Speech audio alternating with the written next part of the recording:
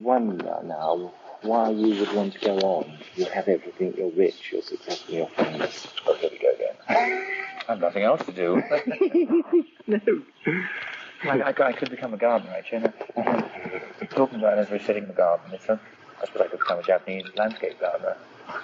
But no, I mean, why should I carry on? No, I want to. In fact, this new. I mean, we really didn't think that the tour was going to take on in such a way. I mean, after Live Aid and everything, we thought yes, but now we're sort of breaking all box office records in certain places. So I mean, that's sort of even more of an impetus to sort of carry on. To be honest, why leave now? So what the hell am I going to do anyway? You are a performer. Yes, I'll get so bored. Are there any new challenges left though for you? Trying to keep the band going when everybody says it's breaking up, to be honest. And really, that sort of turned round in such a way. I mean, we were all getting very disappointed and we all wanted to do different things. And when you have that in your sort of bloodstream, as it were, sort of the slightest things that happens, you just say, fine, that's it. So it's like you just need the slightest excuse to actually break up the band. And for some odd reason, I think after sort of being on tour already, because we've done half the tour at the moment, and there was this thing that we had started the tour, and I had sort of made up my mind that after the tour we're going to, but not let it out or anything, we were just going to sort of finish the tour and then think about it, but I sort of made up my mind. But I mean, having said that, I was the one that actually changed, I have to. I'm a man of mood sometimes, So I mean, I suddenly thought that everything was going so well, and I sort of, I don't know, from somewhere or other, I got a sort of newfound sort of force, I think. I mean, suddenly there's sort of more left in Queen. So having said that, I mean, well, at the end of the tour, I'd probably say it's finished. But I mean, we really want to stay together.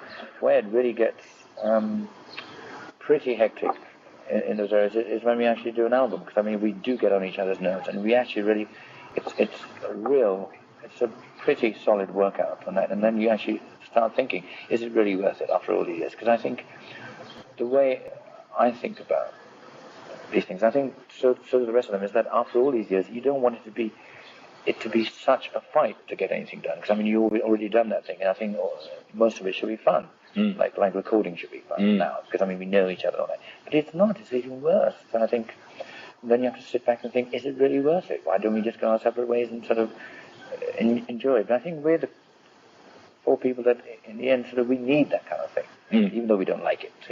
Like if it was too easy, we would think, oh dear, you know what I mean? So I mean, like, we want to make it easy for ourselves, and so we have this wonderful space to do nothing, and we think, oh my God, we better go back in and carry on fighting. Really, I suppose that's it. That's the way I am. Do you what kind of things do you fight over? Well, a lot of the time is how each musician is displayed on an album. So like, if I had more songs than somebody else, it would make them a lesser musician. You see what I mean?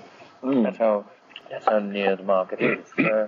So I think now I've always tried to sort of make it very diplomatic. So I just say, okay, no matter what it is, we all have even songs from now on. Like in the early days, Brian and I always wrote far more. But now it's come to a stage where they all want to be pull their weight.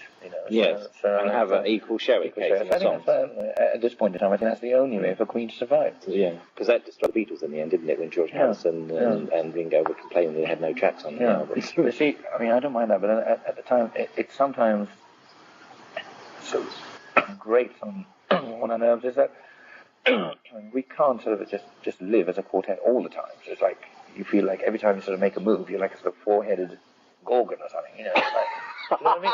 I like to feel that I'm sort of we all want to feel that we're individuals. So it's that break that's very hard to do. So otherwise, it's horrible to sort of just be, thought of as one quarter of some entity. But I do enjoy it too. I enjoy it. It's a sort of,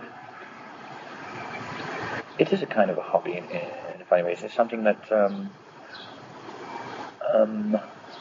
it's so rewarding in the end that you just want to keep doing it and do different aspects. The roar of the crowd, what does that do to you when you hear that roar of the crowd? How does it affect you? I look at the bank balance. What do you want me to say? Yeah. Well, I mean, does it still give you shivers in the spine? Very much so. Or Very do much you feel so. nervous? Very much so. I was quite worried about undertaking this tour because I thought, am I going to be able to do all this stuff?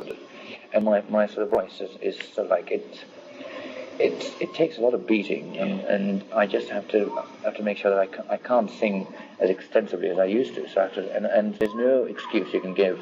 You can't do a show and say, look, I'm sorry, I did 2 shows, last couple of days, and so my voice is, really taken a toll on the third. So I was very worried about that because it is a crucial moment as well. Because if we don't do well now, they're going to just say, okay, that is the end of Queen. It's not like the early days where I could do anything because I always knew that I could get away with it. Now I have to sort of make sure that everyone's watching. It's sort of. What sort of people, talking about the people you socialise, you mentioned the